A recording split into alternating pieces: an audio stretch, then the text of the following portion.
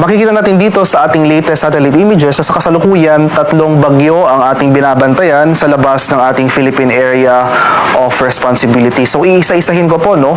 Una, itong tropical depression na may international name na Gayneri. Ito yung dating si Bagyong Neneng na humina bilang isang low pressure area, and kaninang hapon ay nagre-develop ito or lumakas muli bilang isang bagyo. So huling namataan as of 3 p.m. sa layong 660 kilometers north-northeast ng Itbayat, Batanes. May taglay na lakas ng hangin na malapit sa gitna na umaabot ng 55 kilometers per hour, pagbugso na umaabot ng 70 kilometers per hour. Yung movement dito sa kasalukuyan ay northwestward ng mabagal. Pangalawa, itong typhoon naman na may international name na Saudel, latest location as of 3 p.m. sa layong 2,555 kilometers silangan ng Northern Luzon. May taglay na lakas ng hangin na malapit sa gitna na umaabot ng 150 kilometers per hour at pagbugso na umaabot ng 185 kilometers per hour. Yung movement naman nito ay northwestward sa bilis sa 15 kilometers per hour. And lastly, ito namang tropical depression na malapit sa boundary ng ating PAR. Latest location, kaninang hapon, 1,055 kilometers silangan ng Eastern Visayas. May taglay na lakas ng hangin na malapit sa gitna, 45 kilometers per hour, and gustiness na umaabot ng 55 kilometers per hour.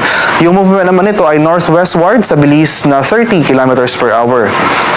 So sa kasalukuyan, ito pong tatlong bagyo na ito, walang direktang epekto sa magiging panahon natin sa mga susunod na araw at mananatiling malayo sa ating kapuluan.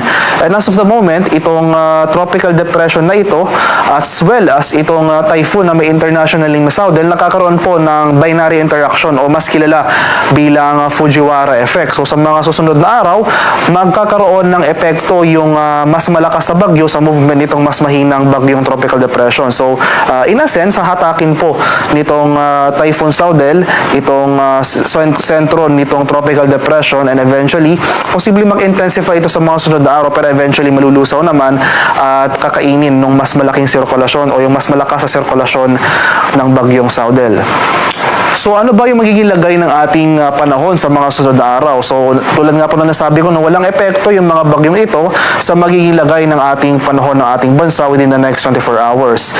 Pero makikita natin dito sa ating latest satellite images, itong mga makakapal na kaulapan sa kanlurang bahagi ng Luzon ay ang patuloy na pag-iral or epekto ng ating southwest monsoon o hanging habagat na kung saan magdudulot ito ng mga cloudiness as well as mga pag-ulan sa malaking bahagi ng northern and central Luzon. Sa mga susunod na araw, asahan natin na mas rarami pang areas yung mga makakaranas ng pag-ulan, particular na dito sa Luzon, including Metro Manila and portion